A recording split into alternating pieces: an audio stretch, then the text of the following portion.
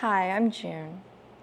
This is something that I've always wanted to do somewhere in the back of my mind while I was teaching, but I was so busy doing and being an instructor that I kind of put it aside. And also, I wanted to protect the privacy of my students, but I realized that it needs to get out so that it can help others realize within themselves what they are capable of doing. I have a student today that I want to share with you. I'm so excited because she's just like a lot of people that I teach that are more private. I mean, she's very outgoing and she's very lovely and she has so many friends and things like that, but she's private about what she does with her game. Like, she's very humble. And so people would walk by and I can see it. Now I'm teaching her live online lessons, but even in person, they'd stop the lesson. They'd be like, "Hi, you have a beautiful swing. You're doing great," you know? And she has this shyness about her. "Oh, thank you," but very humble. If somebody asks, like, "Oh, how did you do? How was your round?" Or I would ask, "How did you do?" And she goes, "I did okay." And you know, and unless you go, "What'd you shoot?" You know, it could be 74 or 78. And then there's times where she'll go, "Oh, I had a bad round," or whatever, and we talk about it, and I ask her the score, and it's normally her bad rounds are like mid-80s, and her good rounds are in the 70s, and sometimes low 70s. I asked her a few days ago during an online live lesson, and I said, "Monica, is it okay if I use your swing videos in my videos? Because I want to share your progress. I want to share what you went through and how much you've progressed. At the same time, I want you to be able to keep your privacy, so it's okay if you don't let me use your videos. I'd love to, though, because what an inspiration she can be." And she was so gracious. She's like, of course you can." I'm like, yes, that's cool. Because I told her, I said, you can be an inspiration to a lot of people. For her being so humble, and then for me being her instructor, where I really don't talk much during lessons. I don't really talk much during dinner with my friends. I'm more of a listener. You would be surprised because I'm talking all the time in these videos. But I had to step out and go, you know what? I need to talk this out, because there's been incredible things that have happened for not only myself, but for others. And if I don't talk about it, then no one's going to know, and they won't be able to elevate their level of whatever it is. I know that this could help so many people. It's like proof that, hey, if I can do it, if she can do it, and I'm going to show other examples in the future, if they can do it, so can you. And this is the reality of it. I mean, these are real issues that most golfers face, and she was able to overcome it.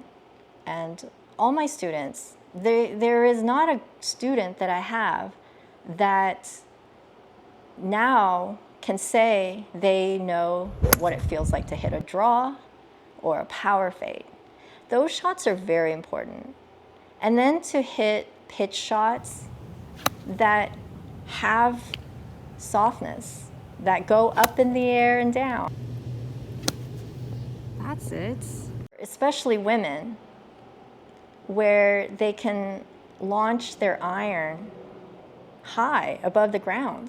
Most women golfers have hybrids and fairway woods because they can't hit their irons. And every women golfer that I've ever taught had experience. Can't account for some of the ones that I'm not teaching now, because as you know through these videos, I do talk about how people get distracted and they try different things. So I don't know if there are students that have taken lessons from me before, but then they got into the rabbit holes of other things. I don't know where their game is now. But I definitely have proof of videos. That's why I video swing the before and after with each lesson, because it's like, it's clearly proof right there, so that you can see what it was like at that moment during the lesson and during the times they've spent with me. Now, this is cool. This is like totally outside of everybody's box. Like for me, to show my students swing before and after, and then to have her allow me to do that, I'm just like, oh my gosh, like we're all stepping out of the box. Because for her, she's, again, I told you, she's very humble. She doesn't talk about her game and her improvements and things like that, but everybody sees it, and she wins tournaments and she plays with the ladies group and things like that. So she's one of the top golfers in the area in her group. So it's really cool. Anyways, all right, let's get started. We're all outside our box. This is so cool. It's just new. That's why I'm just so excited, because I get to finally talk about things that actually happened just between me and my students. The first day of Monica's lesson, I just had her do a few swings, and I initially knew what she needed to work on by looking at her swing, but her ball pattern was the typical pattern. It was a cut. And it wasn't a powerful cut, it was more of a slice or a push to the right. If she ever went left, it was like a dead pull.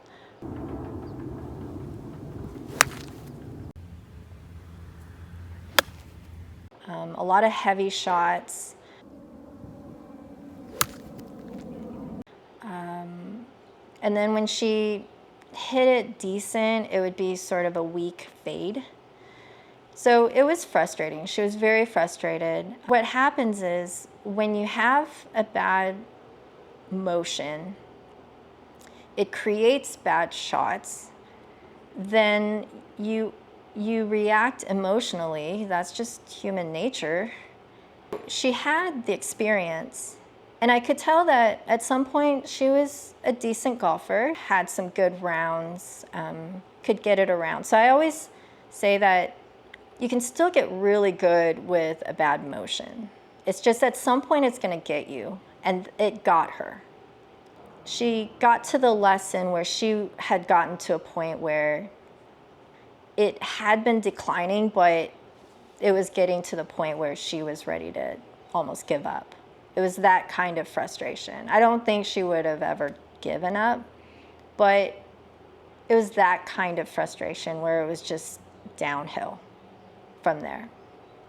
If she kept repeating that motion and kept playing, it just would continue to go downhill.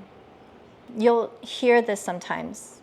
I've had like a guy go, I used to shoot in the 70s, I used to be really good, but now that I got older, they're literally like shooting over 100. I know that trajectory. Like, there's certain movements that can carry you through, but at some point it just gets you, and then it becomes like a downhill slide.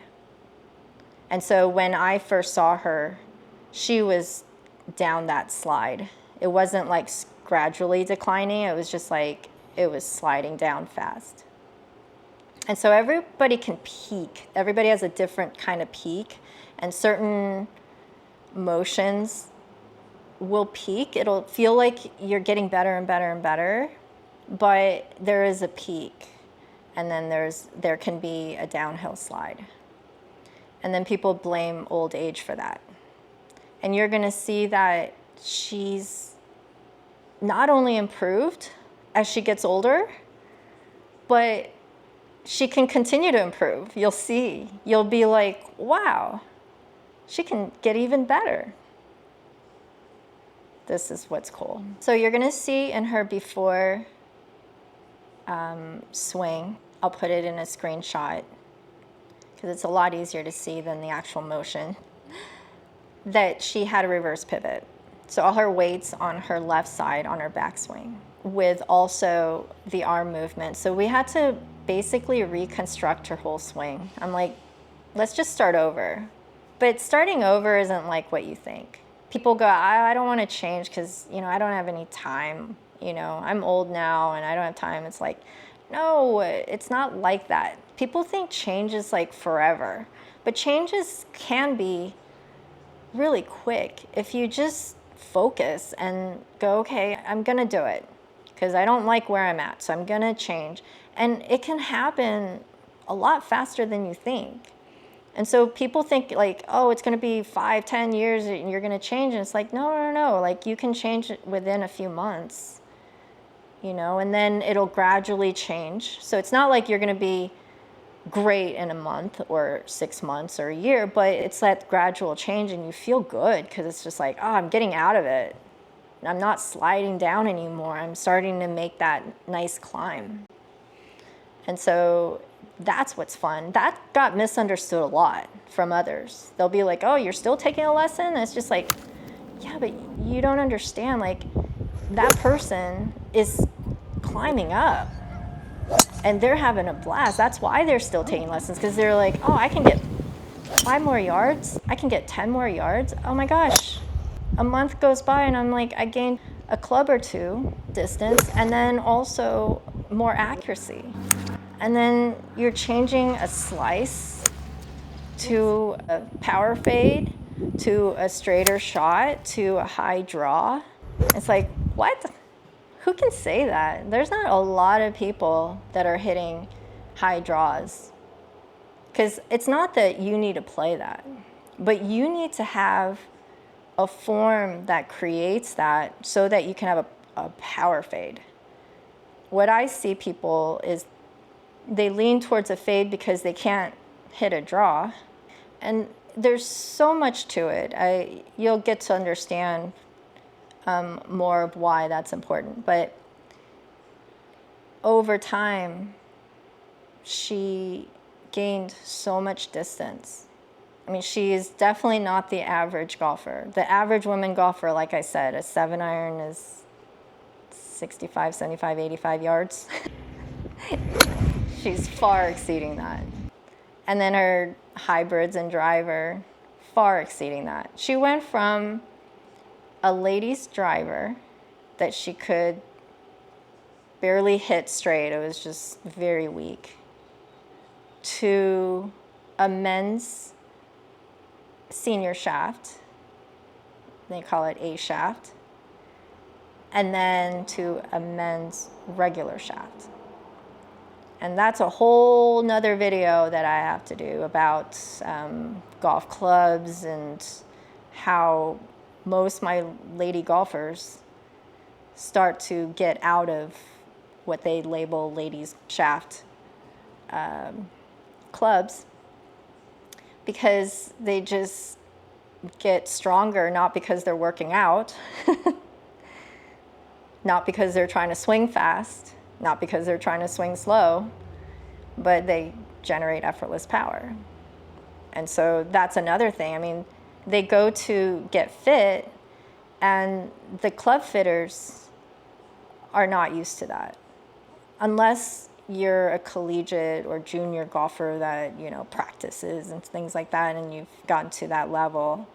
But the average lady golfer, when they see her, they're not going to instantly go, oh, you want to try some men's regular shafted driver? It's not like that. As they see her shots, it's like, oh yeah, you can handle that. She's overcome so much in her golf swing and game. And we talk about emotions and things like that too, and mindset. So she's overcome so much from being lost technically and also emotionally on the course. The golf game is frustrating and it can get you. You've got to figure out ways to get out of it that's productive, not just, oh, think positive. Don't let the bad shots get to you. Like, that's not gonna get you out of it. Golf is very physical. Golf can be very frustrating, especially if you're not playing well, not hitting good shots. It's really tough to have a good attitude. So I never go, you know what, just have a good attitude and it's gonna fix everything. It's not. I mean, it's a physical game. So you've got to do some good fundamental things physically, and then you've got to then work on your mindset and attitude, emotions along the way. So she's a much happier,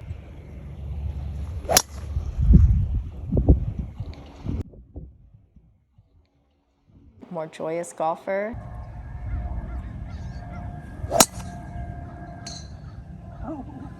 She has learned to allow the bad shots to be an opportunity to find a solution. And so she's just gotten tougher that way. And then to then continue to hone her skills. Seems high maintenance, but it's less maintenance. What's high maintenance is not having any fundamentals, just randomly swinging, wishing for good shots and wishing for good attitude. You know, her attitude, she's a great, lovely person, so her attitude's amazing. But on the golf course, it got frustrating for her. So how do you turn that around? The worst thing I could do is go, just keep doing what you're doing and have a good attitude. You know, don't let the bad shots get to you. It's like, no, keep the attitude you have right now. Let's work on your swing. Okay, let's get that down. Get some good shots, feel some success. And then as you progress, we worked on the residual effects of emotions that linger on, where it's like, you can release that now. You know, let's get a little more grateful to the good shots. And then when the bad ones come, instead of getting upset, you can for a few seconds, but go, okay, what did I do and what do I need to do? So use mistakes as a stepping stone. And so now she's a lot stronger in her mind and body and energy. And it's just lovely to see her. And she's an inspiration that I know, sharing her progress, what that will do for you. And over time, I want to share certain things and experiences about her and other students, which, gosh, it's so cool. Like, again, another thing that I always say, like, none of the videos are planned. Like, this wasn't planned. It was just like it came to me, and I was just like, you know what, this is cool. You know, I have those videos, and these aren't videos that I created for this video. That's what I like about it too. It's like videos that have always been around in my phone, and I was like, hey, I want to share this.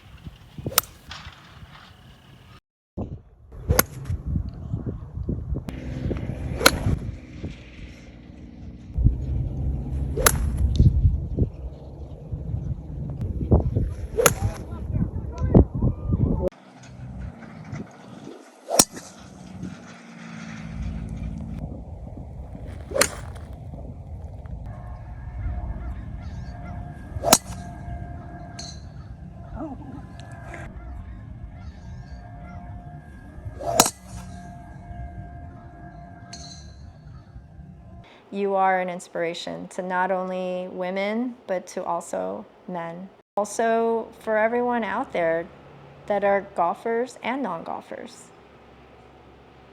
Thank you. Mahalo. Peace.